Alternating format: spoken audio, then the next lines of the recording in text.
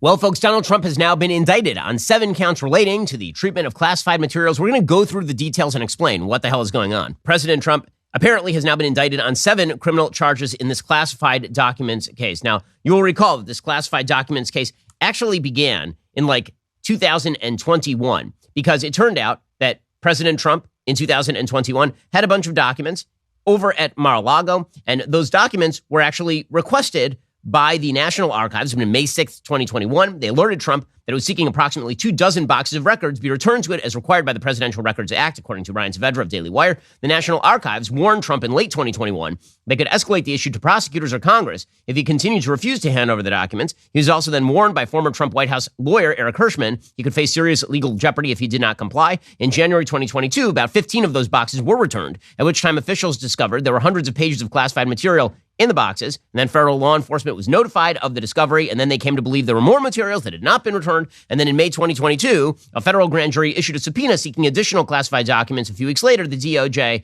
decided to raid Mar-a-Lago. Trump's legal team signed a written statement claiming that all the classified material had then been returned. On August 8th, the FBI executed a search warrant on the property and recovered more classified material.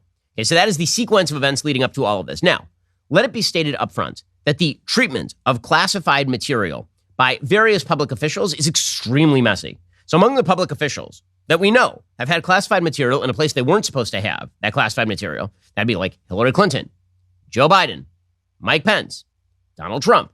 The only one of those 4 people who had the power to summarily declassify if he had gone through any sort of procedure with regard to declassification was President Trump. The president can summarily declassify anything. He's the head of the executive branch. None of those other characters were able to declassify anything.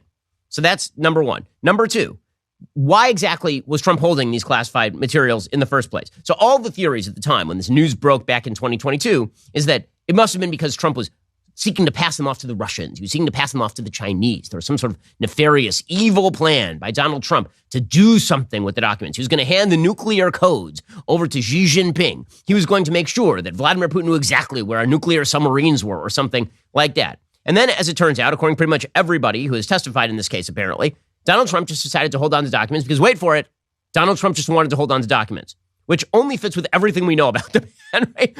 Whatever you say about Trump, Trump is a willful human being who likes to do the things that he likes to do. And this is true in literally every area of his life. So the likely thing that happened is he left the White House and he's like, hey, look, it's a letter. Kim Jong-un, Kim signed it. I'm gonna bring it. And so he brought it. And that was the end of the story. And then the National Archives is like, can we have the letter? He's like, I don't know where it is. Who knows? And that's pretty much the extent of it. Now, is that a national security threat to the extent that the former president of the United States and the current Republican frontrunner for the nomination ought to be indicted on criminal charges? No. The answer is no. And the reason the answer is no is because we have the disparate treatment of those other public officials, including, most egregiously, Hillary Clinton. Well, look at what Hillary Clinton actually did because it's actually relevant in this context that the FBI and the DOJ decided not to prosecute Hillary Clinton for her activities surrounding taking home classified documents and loading them up onto an unclassified server, a secret private server that she kept in her bathroom. And then she actually ended up using bleach bit to clean the documents when it became clear that she was suspected of holding those documents. And then those classified documents ended up on the very not classified computer of a pervert named Anthony Weiner, who was Huma Abedin's husband. Hillary and Huma were very close. She was her top aide. And those documents ended up on Anthony Weiner's computer where he was sexting 15-year-olds. And she still didn't get prosecuted. I mean, it's hard to think of looser use of classified material than it ends up on Anthony Weiner's computer next to Anthony's wiener. That is very difficult to think of Donald Trump doing anything that is remotely as sloppy as that. Okay, but here is what we know right now about the indictment. Trump himself disclosed the indictment according to CNBC in a series of posts on his Truth Social media site on Thursday evening. He also said he was summoned to appear in court in Miami next week on Tuesday. NBC News soon after confirmed the indictment. It's the second time in recent months that Trump has been criminally charged. Of course, he's still under criminal investigation by the DOJ and a Georgia state prosecutor for his efforts to reverse his loss to President Biden in the 2020 election in the state of Georgia. So that is the third case that is outstanding against Trump. That one has yet to be decided by a Georgia grand jury. Unclear exactly what's going to happen in that particular case. That's the one about him calling up Brad Raffensperger, the Secretary of State of Georgia, and saying, I just need 12,000 votes. That routine. Okay, so we have three cases. We have the Alvin Bragg case in Manhattan, which is clearly a put-up job. That is the DA of Manhattan trying to make a name for himself. You wouldn't know Alvin Bragg's name other than he lets criminals out of prison, except that he decided to prosecute President Trump on the basis of some sort of bizarre campaign finance case that is such a stretch that even the New York Times is like, that probably is not prosecutable. Then you have this case. And this one, we are being told, is serious as a heart attack. This is a super duper serious case. So what exactly does this case constitute? Well, right now, the indictment is sealed, so the charges are not fully public. But Trump's attorney, James Trusty, said that the charges include false statements, conspiracy to obstruct, and willfully retaining documents in violation of the Espionage Act. Now, suggesting that he is violating the Espionage Act does not mean that they suspect that Donald Trump is actually like a traitor and that he's going to be hanged or something. What that means is that there are provisions of the Espionage Act that relate to the treatment of classified materials and obstruction of justice. The charges carry a maximum penalty of 20 years in prison if Trump is convicted, though the actual sentence would likely be lower because of federal sentencing guidelines. Trump, of course, is the only U.S. president ever to be criminally charged under any circumstances.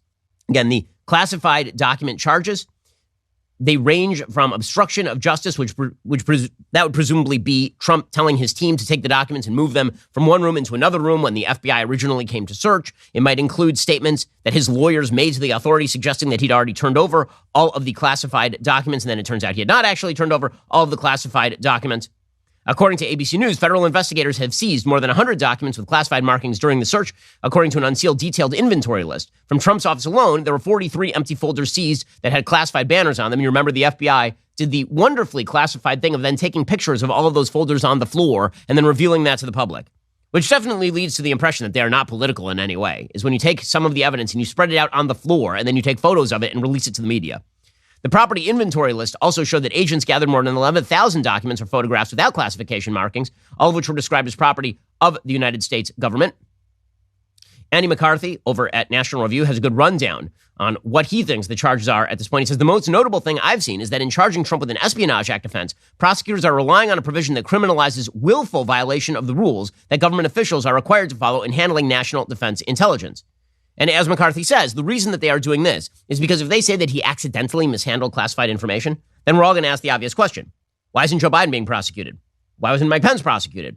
Why isn't Hillary Clinton prosecuted? And so they're going out of their way to say that unlike these others who are just sort of in the dark, oopsie daisy, a classified document was in Joe Biden's Corvette, Donald Trump was willfully and maliciously hiding this material. That's why they're going after the intent. Now, intent for Trump, as I've said before, is the hardest thing to prove in any criminal case about President Trump because Trump does not have intent beyond the next 0.5 seconds.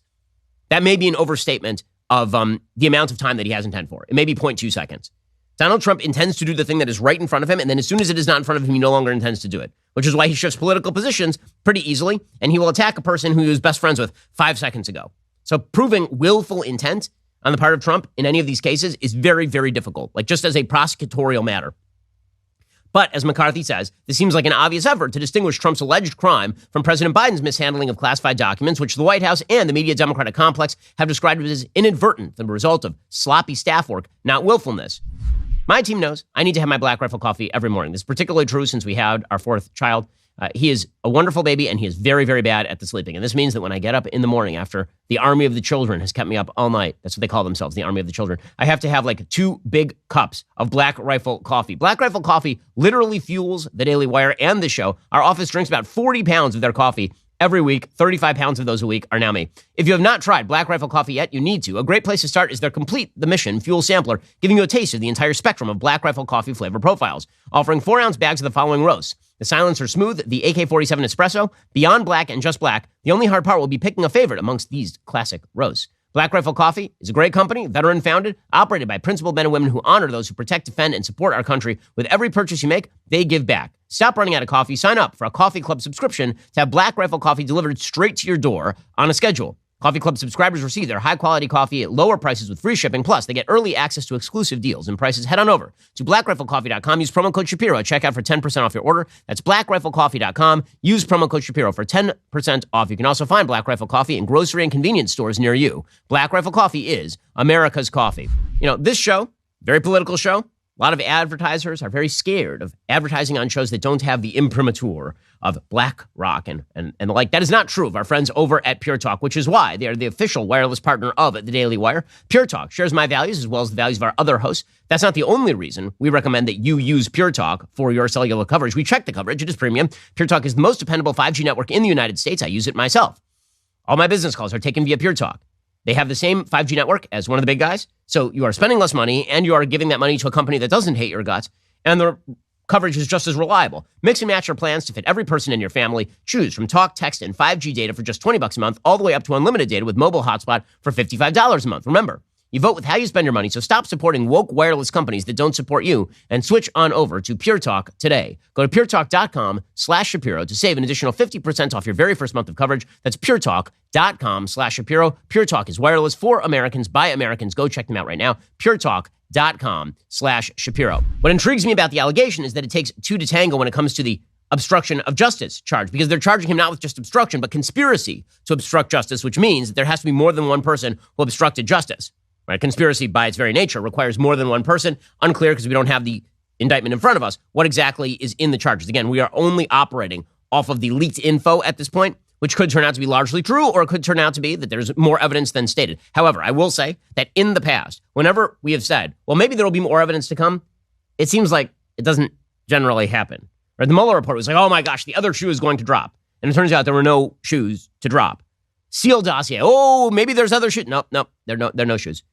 Alvin Bragg in Manhattan. Maybe he has lots of it. Nope, there are no shoes. Fresh out of shoes.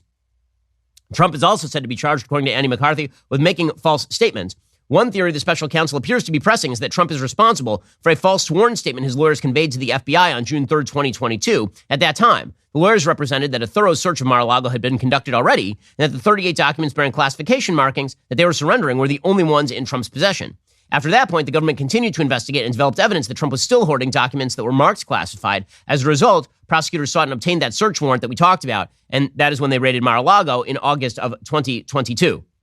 Under the federal aiding and abetting statute, a principal is responsible for the criminal acts of his agents, including false statements. If he told his lawyers, go lie to the FBI about the classified documents, tell them we turned everything over, even if we didn't, then theoretically he could be charged with that, right? That is one of the things that they're talking about charging him with. Now, it is also unclear whether the documents that were found were, quote unquote, marked classified, or maybe he thought he had already declassified them. Right? It's unclear. And Trump has said before that by the very nature of me taking them home, they were declassified. Now, again, on a legal level, is that enough? Is it sort of like Michael Scott running into the middle of the office and shouting, I declare bankruptcy, and bankruptcy has been declared? Is that how you declassify things? Typically not, but that has to be litigated out, presumably. Most interesting are reports that Trump is charged with willfully retaining national defense information. We can't be sure until we've seen the indictment, says Andy McCarthy. This appears to refer to subsection D of the Espionage Act. In pertinent part, that section says, quote, whoever lawfully having possession of, access to, control over, or being entrusted with any document relating to the national defense or information relating to the national defense, which information the possessor has reason to believe could be used to the injury of the United States or to the advantage of any foreign nation, willfully retains the same and fails to deliver it on demand to the officer or employee of the United States entitled to receive it is guilty of a crime punishable by up to 10 years imprisonment. Subsection D sets forth a more serious offense than the provision that usually applies to government officials who mishandle classified information.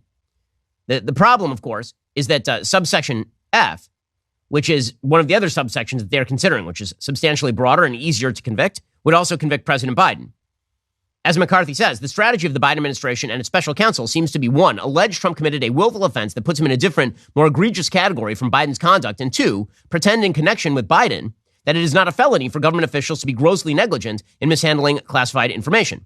Now, again, the line between grossly negligent in mishandling classified information and like full-scale willful in mishandling classified information, that's a really dicey line, as we're going to talk about when we get to Hillary Clinton and the fact that these cases are very, very comparable. Hillary Clinton was overtly not prosecuted in 2016 by the Comey FBI and the Eric Holder DOJ, or the Loretta Lynch DOJ at the time. And yet Trump is now apparently being prosecuted. Trump, for his part, has released a statement. He says, the corrupt Biden administration has informed my attorneys I have been indicted, seemingly over the boxes hoax, even though Joe Biden has 1,850 boxes at the University of Delaware, additional boxes in Chinatown, D.C., with even more boxes at the University of Pennsylvania, and documents strewn all over his garage floor where he parks his Corvette, and which is secured only by a garage door that is paper thin and open much of the time. I've been summoned to appear at the federal courthouse in Miami Tuesday, 3 p.m. I never thought it could be possible that such a thing could happen to a former president of the United States who received far more votes than any sitting president in the history of our country and is currently leading by far all candidates, both Democrat and Republican, in the polls of the 2024 presidential election. I am an innocent man, all capital letters. Elon Musk, for his part, responded immediately to this, saying, there does seem to be a far higher interest in pursuing Trump compared to other people in politics. Very important the justice system rebut what appears to be a differential enforcement or they will lose public trust. Well, yeah, I mean, that is the understatement of the century. President Trump then responded on video, and here is what he said. We were doing so well. We were respected all over the world. Got the biggest tax cuts in history, biggest regulation cuts in history. And what do? You have a president where an election was taken, got more votes than any sitting president in history by far, never anything even close. And they come after me because now we're leading in the polls again by a lot, against Biden and against the Republicans by a lot. But we're leading against Biden by a lot, a tremendous amount. And we went up to a level that they figure the way they're going to stop us is by using what's called warfare. And that's what it is. This is warfare for the law.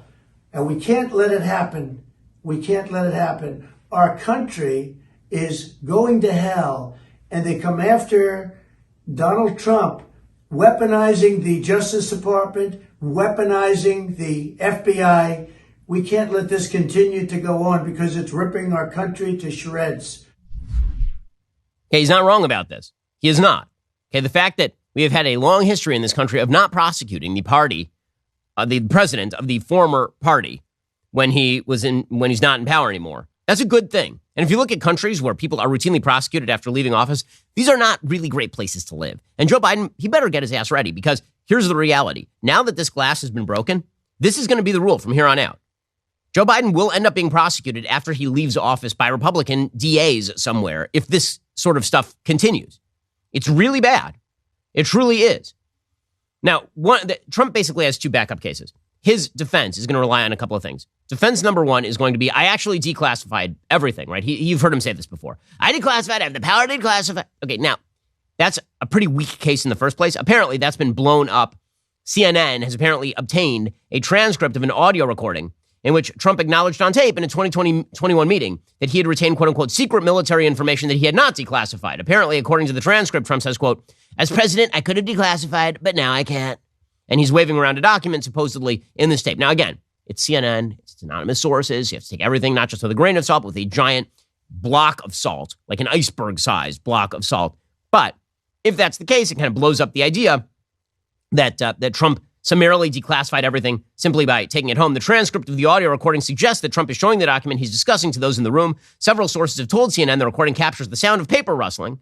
And he apparently says, secret, this is secret information. Look at this. This was done by the military and given to me. Apparently, he was complaining in the meeting about the chairman of the Joint Chiefs of Staff, General Mark Milley.